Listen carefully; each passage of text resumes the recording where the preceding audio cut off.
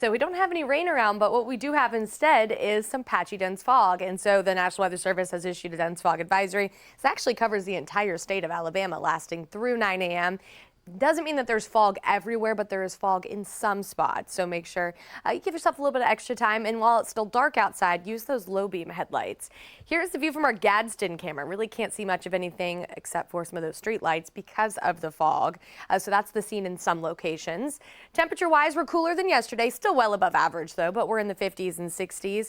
This is noticeably cooler than the upper 60s we had yesterday. Anywhere from 5 to 15 degrees cooler, but it's still not as cold as it should be this time of year. Our average low would be in the 30s, so we're still well above that.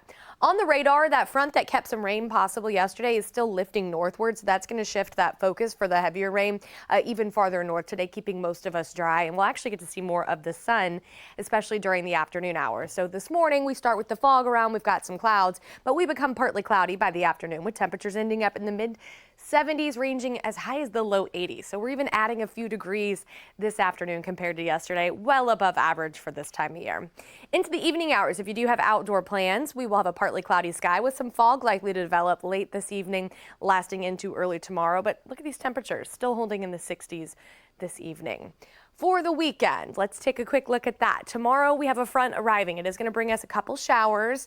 Not looking at an all-day steady rain, but there will be rain around at times. Doesn't really make it all the way through Alabama. Kind of just stalls out, which means clouds likely on Saturday, a couple passing showers possible, not much of a drop in temperatures.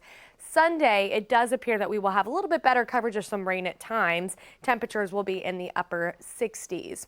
So rain chances over the next couple of days will be with us, but not an all-weekend washout by any means. However, our next chance, widespread chance of rain and maybe some thunder comes on Wednesday. Worth noting, the Storm Prediction Center is placing locations to our west under a severe risk. This is Monday.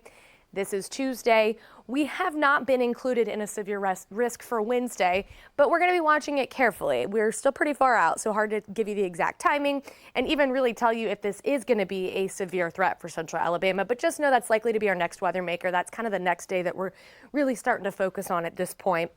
Between now and the weekend, above average temperatures, rain at times, but not a washout.